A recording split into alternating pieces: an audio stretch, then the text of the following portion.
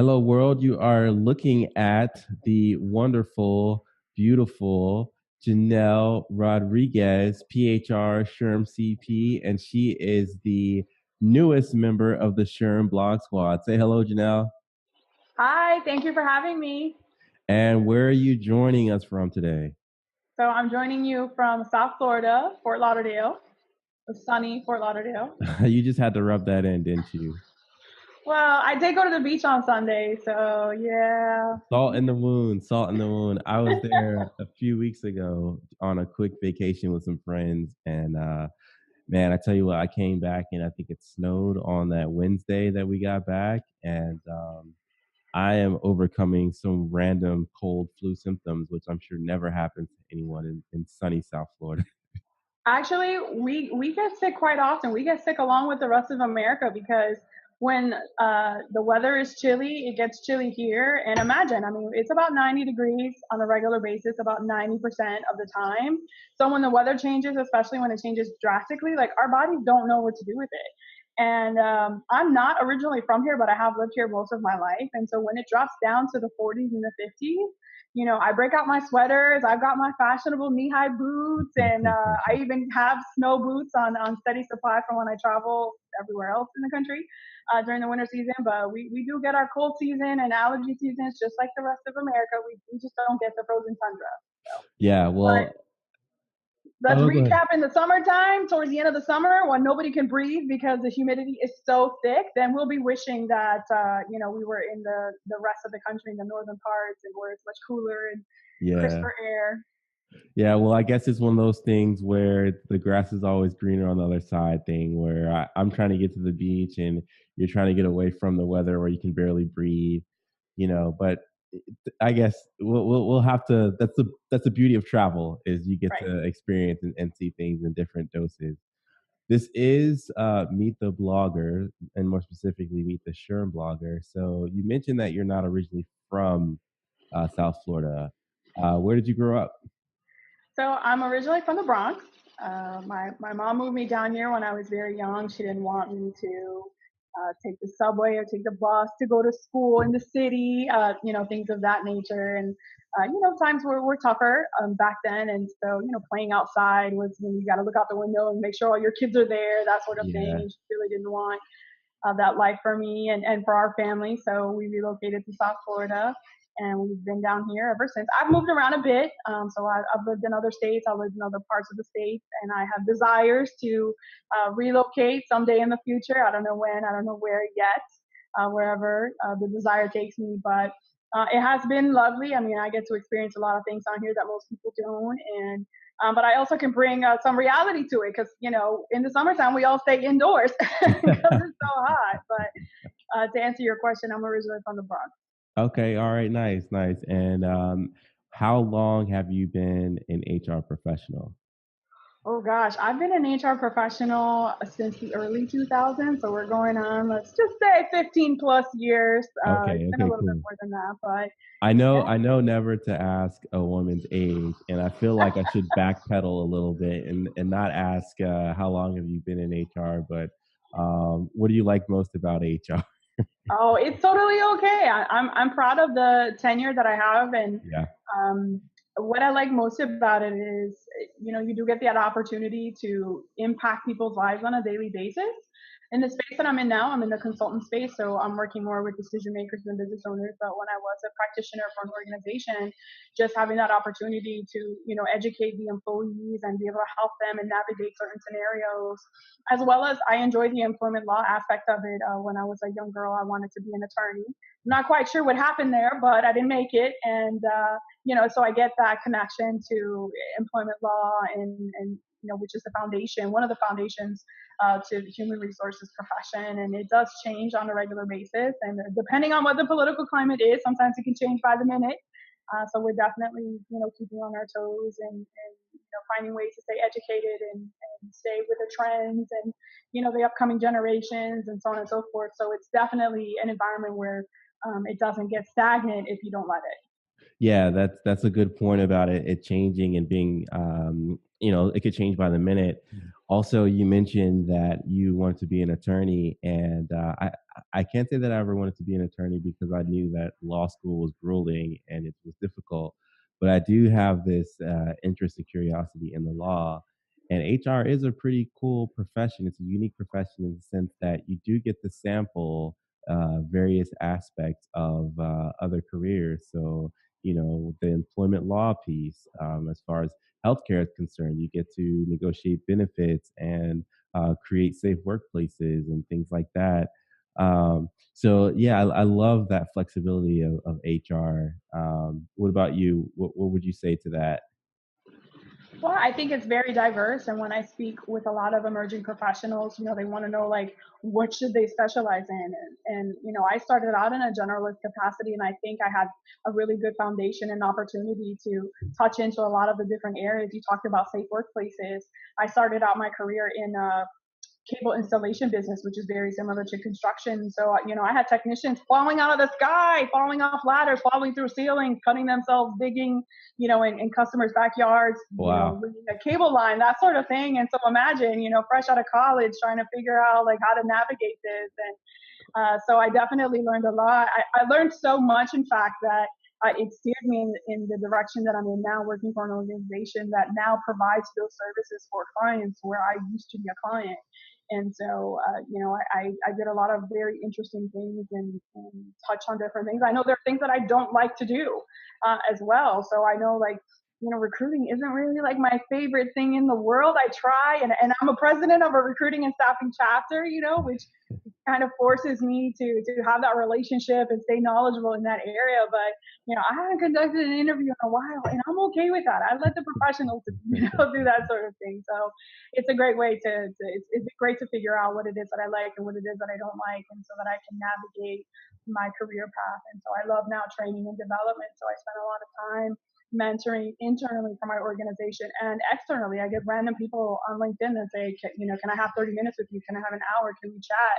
And I'm so open to it, because I think it's an opportunity to have a positive impression, especially now with, there's kind of a black cloud over the HR profession with the whole Me Too movement, and there's a call to action for HR professionals. And, we're not all bad, Yeah. and I think Keith made a mention of this in his video when he was saying that, we don't all enjoy, pointing fingers at people and walking around our clipboard and firing and, doing all those things. And, there's so many other positive facets to the profession that, really tug at my heartstrings. So. Yeah, I mean, I agree with you and Keith. Like, that's not the best part of our job, to terminate people, and when you think about the fact that you let someone go, you're not only letting someone go, you're impacting a family's way of life. Whether it's temporarily or in a lot of cases permanently, because there can be a shift that happens as a result of that. So no, it's not the funnest part. People think that whole evil HR lady stigma is something that our industry takes pride in, and no, it's not. Um, and you mentioned the Me Too movement. Considering the fact we won't go down that road right now, but the Me Too movement has a lot to do with HR's role, yes, but HR's role, in my perspective, HR's role as it submits to the leadership of an organization. So now that you're in a position where you're speaking more with decision makers, what is that like as opposed to when you were maybe more so working on behalf of staff? What's been that flip like?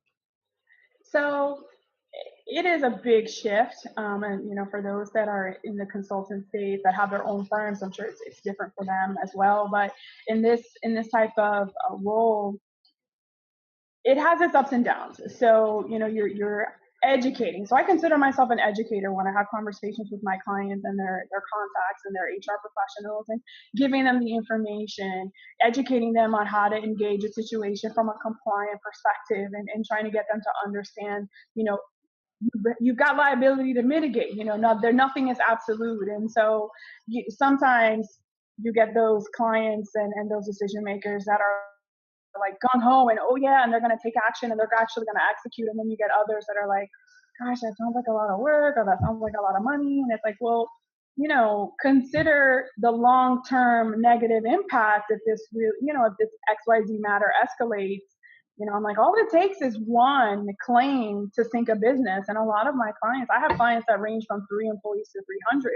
And so, if you're a small mom and pop organization and you really don't have a whole lot of capital, one claim could really sink a business. It could have a negative impact on the future. So, sometimes that part is a struggle, trying to get their buy-in, and but I try to share examples with them, and be trending on what's going on, and educate them, what how we can engage XYZ, scenario, and what will be the positive impact to the employees, or how to mitigate the liability up to a certain point at which they'll need to get legal counsel involved. Yeah, yeah, and that's a big part of it is the legal counsel, because even so, the best thing that a HR professional can do is know their limitations or when to bring in support. And I'm a huge advocate of knowing my boundaries and when you should bring in help. So Absolutely. We have liability too when anytime that we speak, whether we speak to employees, yeah, because yeah, they're going to remember, well, Janelle said, or when you speak to a client, say, well, I called you and we talked about this. And so, understanding that liability and knowing that, we can do everything we can to mitigate it, in every aspect is super important. yeah, for sure, for sure. And we're talking to Janelle Rodriguez, and this is all about Meet the Blogger. So let's transition to your blog. Can you tell people the name of your blog, what's your angle, and yeah, where could people find it? Okay. So my blog is titled Resilient HR, because I feel like human resources is absolutely resilient. And actually, Jasmine Wilkes, if you know her, she helped me pick the name. She Oh actually my yeah. blogging mentor. I have to Hey, give her credit. hey, So Jasmine. you can find it at resilienthr.wordpress.com. It's new. I've released it in July of last year, and I had to take a little bit of a break due to my chapter leadership and some other responsibilities. But now I've been able to get back to it, and share. And really, it's just thoughts, opinions, and some comedic experiences. I used to be out in the field here in South Florida with clients. And so, I have some stories to share. I haven't shared them yet. I have Yeah. to, for liability purposes, I have to be very careful. There's But the statute of limitations you're waiting for. right. So, just sharing my thoughts and opinions, and I have a voice, and just like everybody else, and I want to be heard. I want to put it out there. And as a result, I published one of my earlier articles. It was an article on mentoring, and I've had a couple of people reach out to me as a result of that. And that's something that I'm really, really passionate about. And I blogged for conferences, so I went to the state conference, and just on my own will, I wanted to recap every single day that I was there. And so I was hoping to do that recently. I recently attended Work Human, but I did not have an opportunity, but I hope to recap that as well. Well, And hey, then, of let's do course, that here. A quick 90-second recap of Work Human, because I'm sure some folks in Work Human are tuning in, and people that missed out. I missed out. I was in Memphis. But what were some highlights from Work Human? oh gosh, so they had a great lineup of speakers. This was my first time attending. I was following some of the influencers from last year, and I was like, I gotta go. I gotta see what this is all about. And it was a super positive. I think I'm still on the Work Human high, really. Like, I'm still glowing from that event, That's but great. it's Conference about highs is best recognition high. Yeah. and gratitude and making connections. And I mean, I met so many people from Twitter that I follow and that I respect at Work Human, and I'm looking forward to meeting the rest of them at the SHRM conference. But it really was a very positive experience, and it was a smaller event. It wasn't anything compared to SHRM. You actually can't even compare the two, but Yeah. it was all about gratitude. The speakers were amazing. So Brene Brown, there was an interview with Salma Hayek. There was the Me Too panel with Tarana Burke, Ashley Judd, Roman Farrow. So it was a great, great way to get a lot of information that's, relative, because, planning a conference is not easy. But there was a lot of relevant information shared with the audiences, and just the opportunity to connect with other people and meet and make friends out of strangers, which is what the conference is also primarily about, was amazing. So Nice, I nice. can't wait to put something together on my blog about it, because it really was an experience. I'm Awesome. glad I went. Awesome. Yeah, well, I've got to put that on my calendar for next year. I haven't been to Work Human yet, but I hear so many good things. It blows up on social every time.